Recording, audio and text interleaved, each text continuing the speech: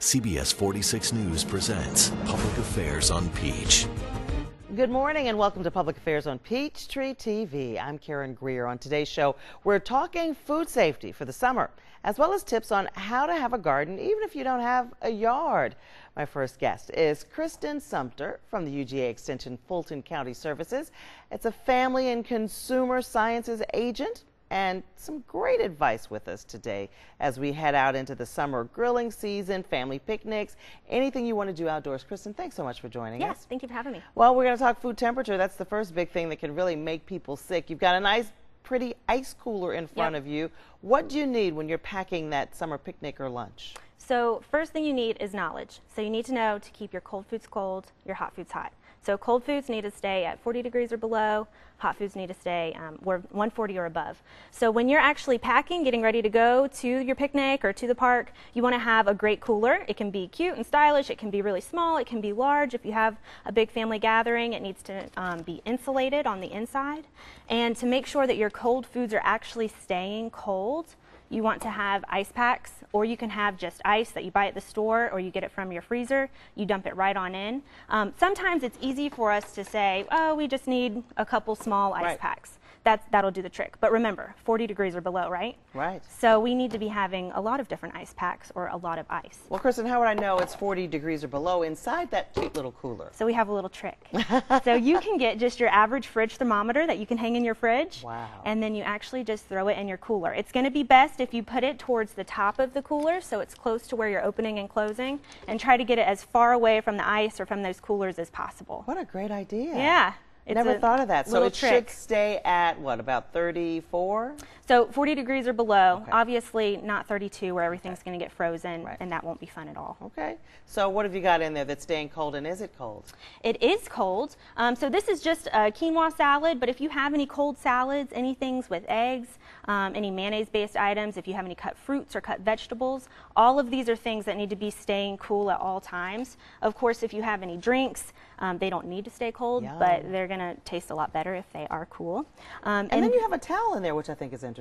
Yeah, so that is just, if you are needing to fill up your space, you can put a towel in there and that'll kind of retain the coolness as well. And then when you're done, go ahead, just throw everything back in there. Try to keep it closed and zipped as much as possible to kind of keep that coolness all in there. And another tip is to try to keep it in the shade. So if it's just sitting out in the open and the sun's blaring on it in Atlanta, 95, 100 degrees, that's no good. So keeping it in the shade is going to keep it a little cooler too. Okay, not everyone's vegan, so when we talk meats, what temperature should we have everything? So we have a nice little handout that you can get from our office. It's magnetized, so you can put it on your fridge, you can take it with you, but it all depends on exactly what you're cooking. So hamburgers are different than steaks, which is different than fish and poultry. Wow, I love that. And really, you have to stick with this because you can get sick. You can. So foodborne illnesses are an issue, especially with meats and even with cut produce. A lot of times we think, oh, our cut celery is not actually going to get me sick, but if it's sitting out for way too long and it's too warm. Same thing with meats. So if you are getting your meats ready at the house before you take them out, go ahead and wrap them separately, wrap them tight, keep them away from those ready-to-eat foods and from those foods that aren't going to be cooked. And when it's time to put them on the grill, take them out quickly, grill them up, and then the main thing is eating things at a picnic within 2 hours.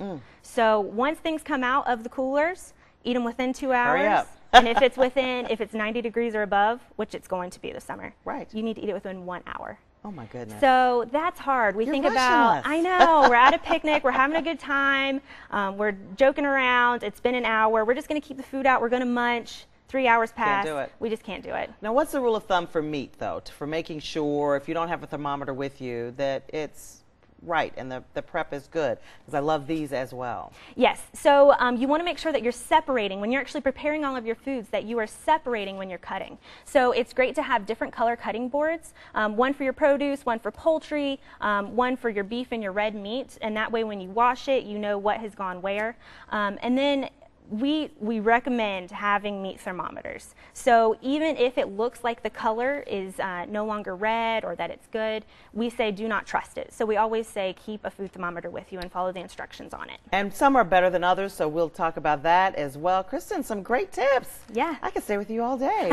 I'll never have a picnic, though. The Fulton County Extension Office has a lot of programs, so if you have a chance to check them out on their Facebook page, you can do that. It is UGA Extension Fulton County, or their website at extensionuga.edu/county-offices/Fulton. That's a mouthful. It is.